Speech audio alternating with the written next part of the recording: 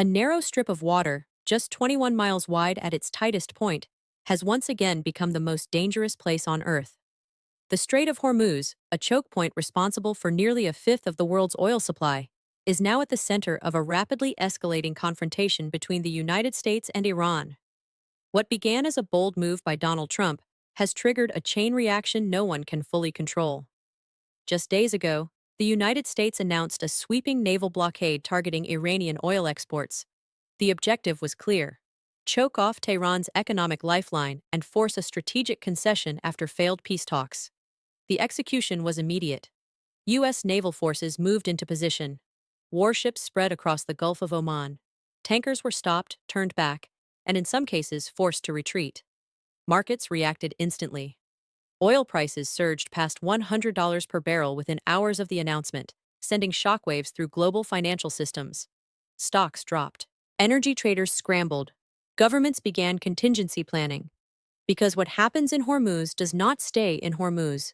It ripples outward, affecting everything from gasoline prices in the United States to food costs in Asia. But then came Iran's response. Tehran did not simply absorb the pressure, it adapted. Iranian officials began asserting control over the strait itself, threatening restrictions, signaling enforcement measures, and warning that any attempt to strangle its economy would be met with direct disruption of global shipping. In other words, the blockade may have backfired.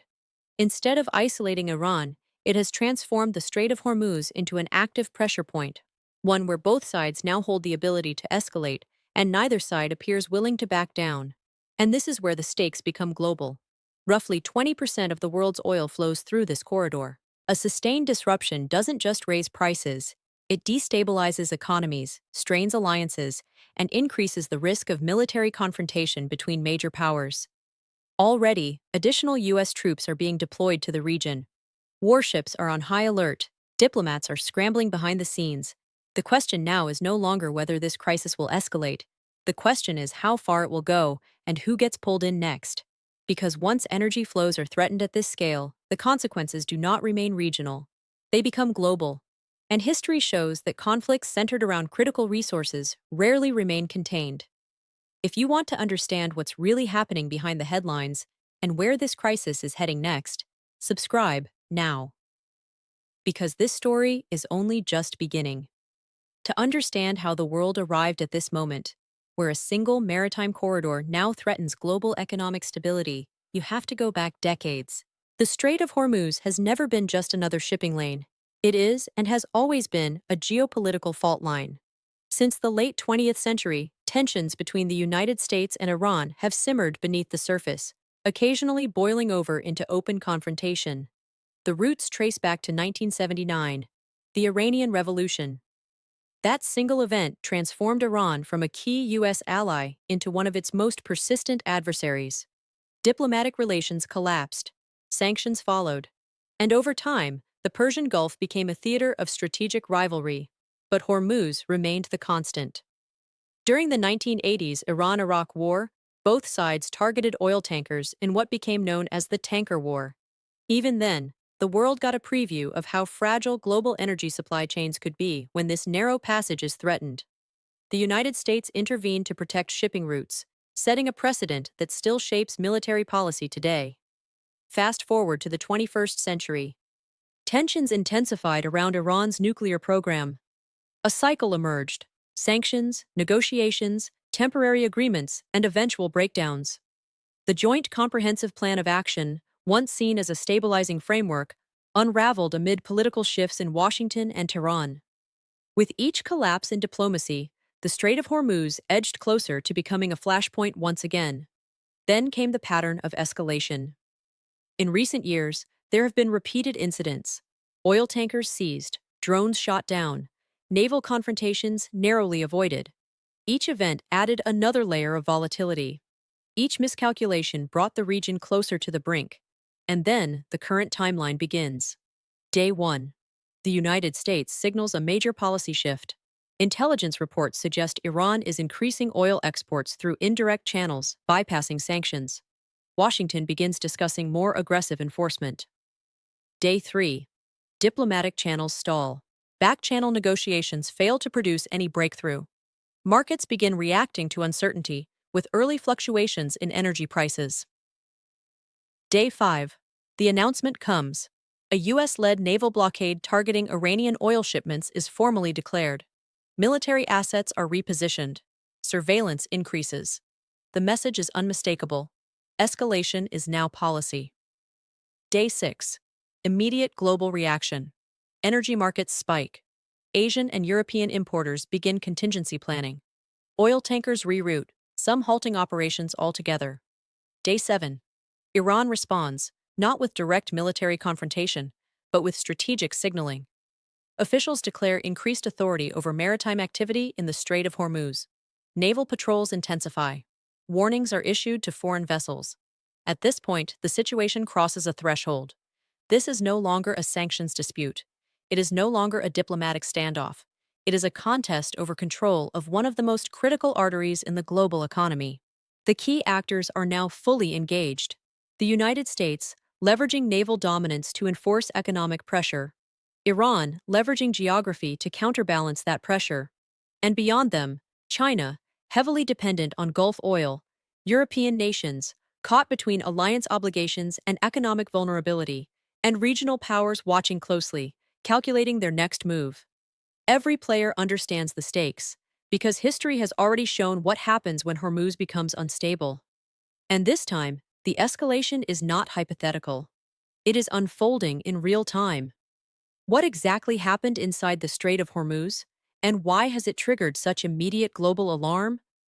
The answer lies in a sequence of tightly coordinated moves, rapid responses, and competing narratives that now define this crisis. It began before dawn. According to U.S. Central Command reports, American naval forces had already been repositioned across key points in the Gulf of Oman and the eastern approaches to the Strait of Hormuz. Surveillance aircraft were active overnight. Satellite monitoring intensified. The objective was clear: identify, track, and interdict vessels suspected of transporting Iranian oil. Then, at approximately 0400 local time, the first interception occurred. A tanker flagged under a third-party nation was approached by U.S. naval assets. Communications were established. The vessel was instructed to halt and submit to inspection under newly enforced blockade measures. Within hours, multiple similar interceptions followed. Some vessels complied. Others reversed course entirely, choosing to avoid the strait rather than risk confrontation. From Washington's perspective, the operation was proceeding exactly as planned. Officials described the blockade as targeted and lawful, aimed specifically at enforcing existing sanctions rather than initiating open conflict. The narrative emphasized control, precision, and deterrence. No shots fired, no escalation, at least not yet. But Iran tells a different story. Tehran's account begins not with compliance, but with provocation. Iranian state media reports that U.S. naval forces engaged in what they describe as unauthorized interference in international shipping lanes.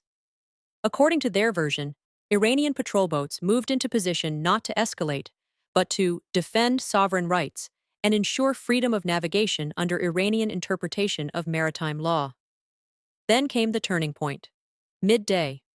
Multiple commercial vessels reported sudden disruptions, warnings issued over maritime radio frequencies, navigation advisories, and in some cases, the presence of fast-moving patrol craft shadowing their path. Shipping lanes began to constrict, not physically blocked, but psychologically altered. The risk calculation for every captain in the region changed in real time. Insurance premiums spiked within hours. Shipping companies issued internal advisories. Some operators paused transit entirely. Others rerouted around the Cape of Good Hope, adding weeks to delivery times and significantly increasing costs. And then, the markets reacted. Oil prices surged again, not just on confirmed disruptions, but on perceived risk. Because in energy markets, perception often moves faster than reality.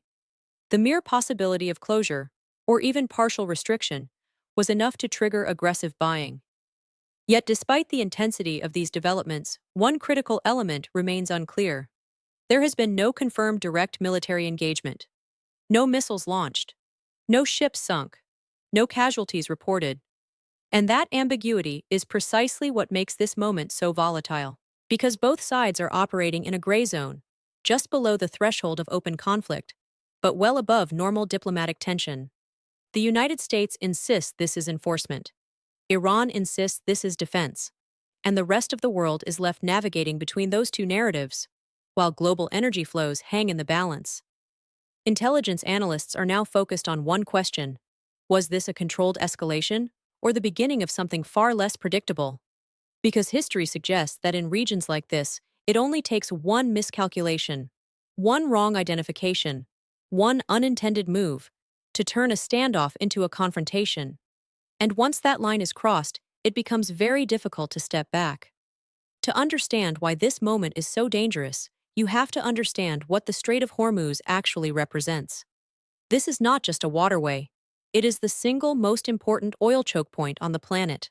At its narrowest, the strait is only about 21 miles wide, but within that space lies a shipping corridor through which nearly 20% of the world's daily oil supply passes.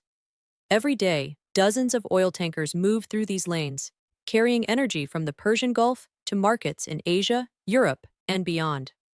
There is no true substitute. Pipelines exist, but they cannot absorb the full volume of traffic. Alternative routes are longer, slower, and far more expensive. In practical terms, if Hormuz is disrupted, the global energy system feels it almost immediately, and that is precisely why it has become a strategic lever. For the United States, control over the Strait of Hormuz is about maintaining global stability and leverage. The U.S. Navy's Fifth Fleet, stationed in Bahrain, has long been tasked with ensuring freedom of navigation in this region. Its presence is designed to deter exactly the kind of disruption now unfolding. From Washington's perspective, the blockade is not just about Iran. It is about enforcing a rules-based order in one of the most critical corridors of global commerce. If Iran can bypass sanctions unchecked, the credibility of U.S. economic pressure diminishes. Not just here, but everywhere. But for Iran, the equation looks very different. Geography is its greatest asset. Iran sits along the northern edge of the strait, with direct coastal access to its narrowest points. This gives Tehran a unique advantage. It may not be able to match U.S. naval power in open waters, but it can influence the choke point itself. Fast attack craft, coastal missile systems, naval mines, surveillance from elevated terrain. These are not theoretical capabilities. They are established elements of Iran's defensive strategy. In military terms, this is called asymmetric leverage. Iran cannot dominate the Gulf, but it can threaten it, and that threat alone is enough to alter global calculations. Now, consider what happens when both strategies collide. The United States attempts to restrict Iranian exports, projecting power outward. Iran responds by signaling potential restrictions on global shipping, projecting pressure inward. The result is a strategic deadlock. Neither side needs to fire the first shot to create consequences. The positioning alone, naval deployments, patrol patterns, warning signals, begins to reshape behavior across the entire system. Shipping slows, costs rise, risk premiums expand. And then there is the broader regional picture. The Strait of Hormuz is not isolated. It sits at the intersection of multiple conflict lines: Saudi Arabia and Iran, U.S. and regional militias, global powers competing for influence in the Middle East. Any escalation here has the potential to pull in additional actors, intentionally or otherwise. Because when a choke point this critical becomes unstable, it does not stay a bilateral issue. It becomes a global one. And that is what makes this moment so strategically significant. This is not just about a blockade. This is not just about retaliation. This is about control over the flow of energy that powers the modern world.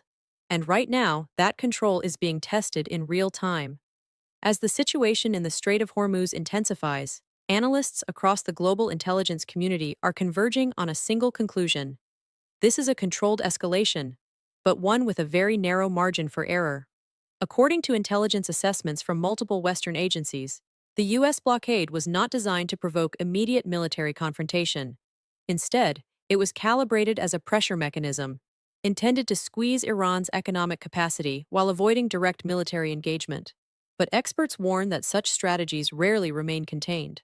Because when economic warfare intersects with military presence, the line between deterrence and provocation becomes dangerously thin. Senior analysts at leading geopolitical think tanks argue that Iran's response is not impulsive. It is strategic.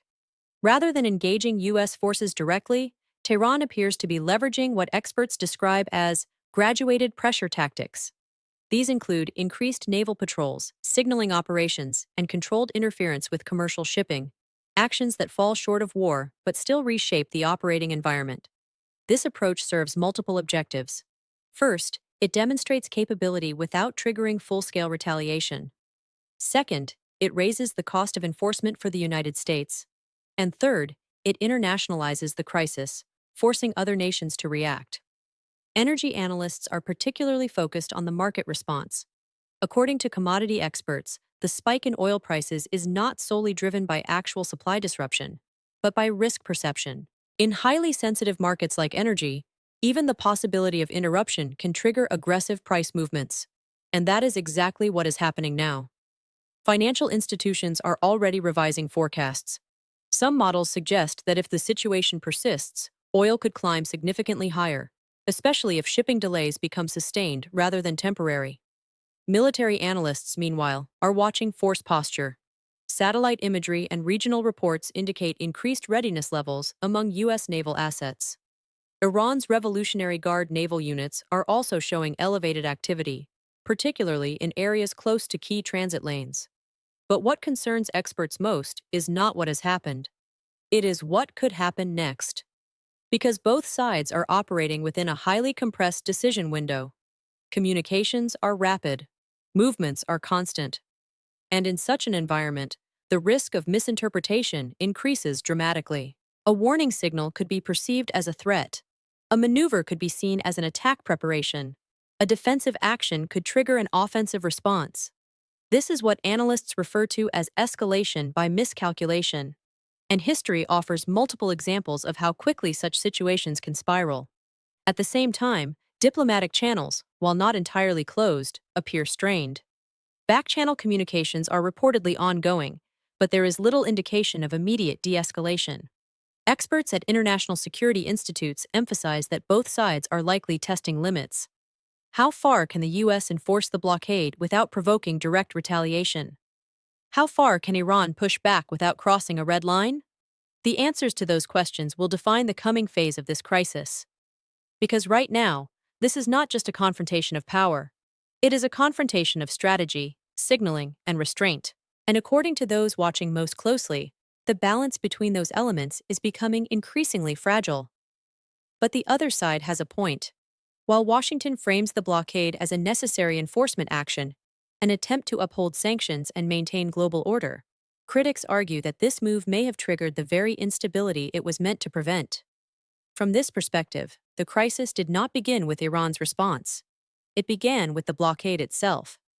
International law experts have raised questions about the legality and long-term wisdom of restricting maritime movement in such a critical global choke point. While the United States maintains that its actions are targeted and justified under sanctions enforcement, others argue that any interference in a passage as vital as the Strait of Hormuz carries inherent escalation risks. Because in practice, a blockade, no matter how limited, can be perceived as an act of aggression. And perception in geopolitics often matters as much as intent. From Iran's standpoint, the response can be framed not as escalation, but as deterrence. Tehran has consistently argued that if its oil exports are restricted, it reserves the right to respond proportionally. In that logic, signaling control over the Strait of Hormuz is not an offensive move. It is leverage. A message. If Iran cannot sell its oil, then others may not be able to move theirs freely either. This interpretation shifts the narrative significantly. Instead of a one-sided enforcement operation, the situation becomes a reciprocal pressure strategy, each side attempting to impose costs without crossing into full-scale conflict. There is also a broader geopolitical critique.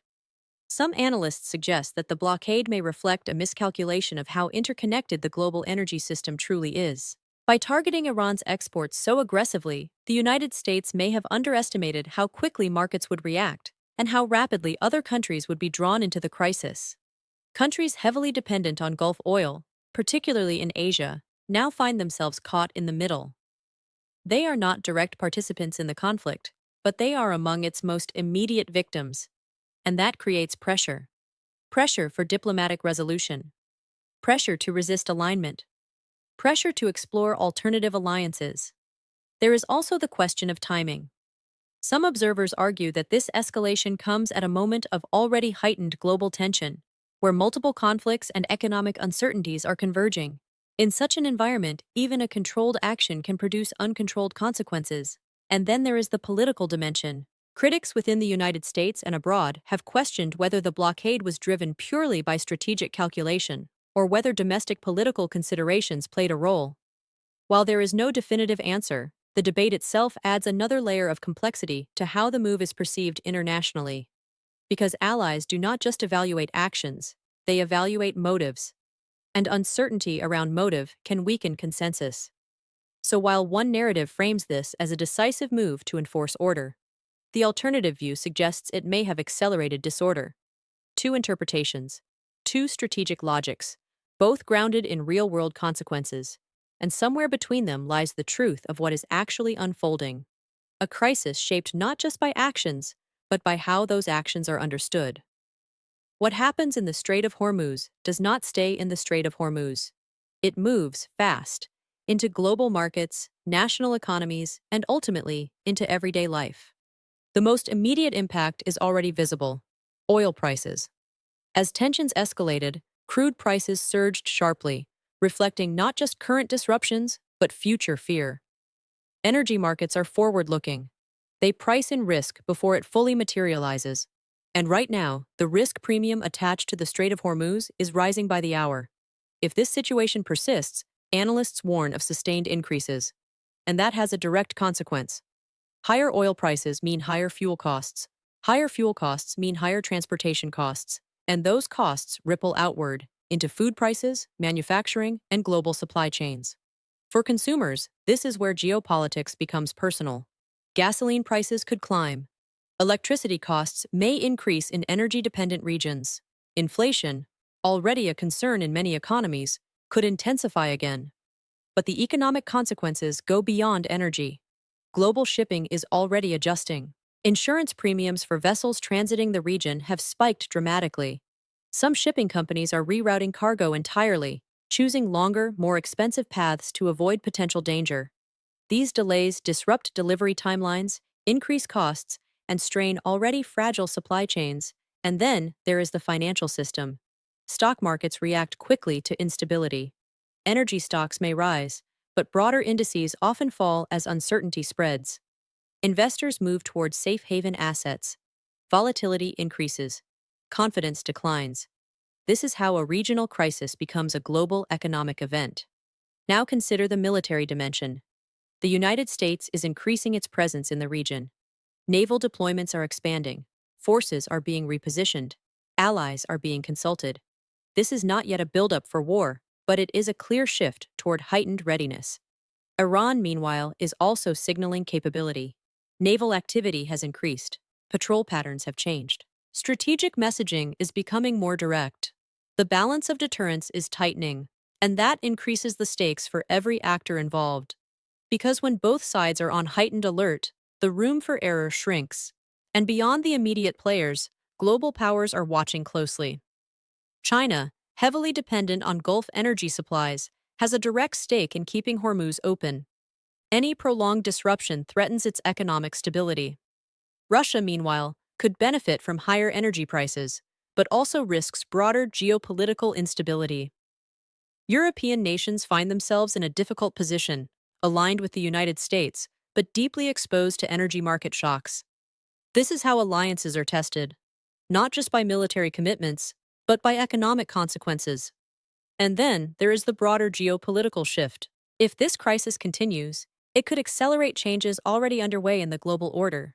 New energy partnerships, alternative trade routes, and a rethinking of dependency on critical choke points like Hormuz. But for the average viewer, the impact is simpler and more immediate. The price at the pump, the cost of groceries, the stability of the economy.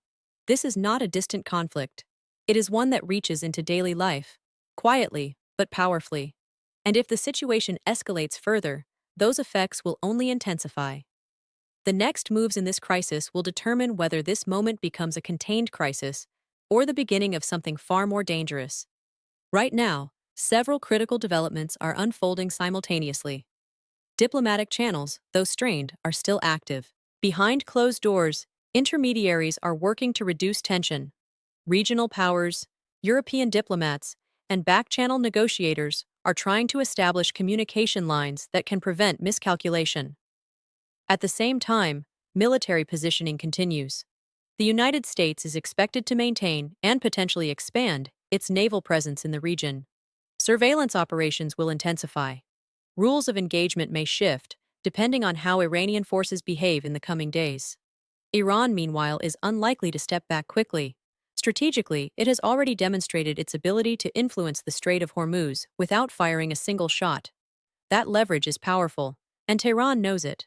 The question is whether it chooses to escalate that pressure or hold it at a level just below open conflict. And that brings us to what we know and what we do not. What is confirmed? The United States has initiated a blockade targeting Iranian oil exports. Iran has responded with increased control and signaling in the Strait of Hormuz. Global markets have reacted, with oil prices surging and shipping risk rising. What remains uncertain: will either side cross the threshold into direct military engagement? Can diplomatic efforts de-escalate the situation before a miscalculation occurs? How long can global markets absorb this level of uncertainty? From here, two primary scenarios begin to take shape. Scenario 1. Escalation. Tensions continue to rise. A single incident, whether accidental or intentional, triggers a direct confrontation. This could involve a naval clash, the seizure of vessels, or even limited strikes. In this scenario, the Strait of Hormuz becomes an active conflict zone. The consequences would be immediate and severe. Oil prices could spike dramatically. Global markets could enter sustained volatility. Military alliances could be tested under real pressure, and the risk of a broader regional conflict would increase significantly. Scenario 2. Contained de-escalation. Back-channel diplomacy begins to take effect. Both sides maintain strong rhetoric but avoid crossing critical lines. The blockade remains in place, but enforcement becomes more measured. Iran continues signaling but stops short of actual disruption. Markets stabilize, though at a higher baseline of risk. This scenario does not resolve the underlying conflict, but it prevents immediate escalation. For now, because even in de-escalation, the structural tension remains. And that is perhaps the most important takeaway. This crisis is not an isolated event. It is part of a larger pattern, one where economic pressure, military presence, and geopolitical rivalry intersect in increasingly complex ways. The Strait of Hormuz is simply where those forces have collided most visibly.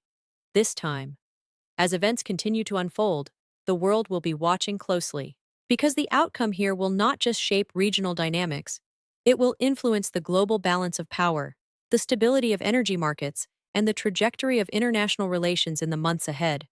And in moments like this, information matters. Clarity matters. Understanding what is happening beyond the headlines matters more than ever. Subscribe now to stay ahead of every development as this story continues to evolve, because the next move could change everything.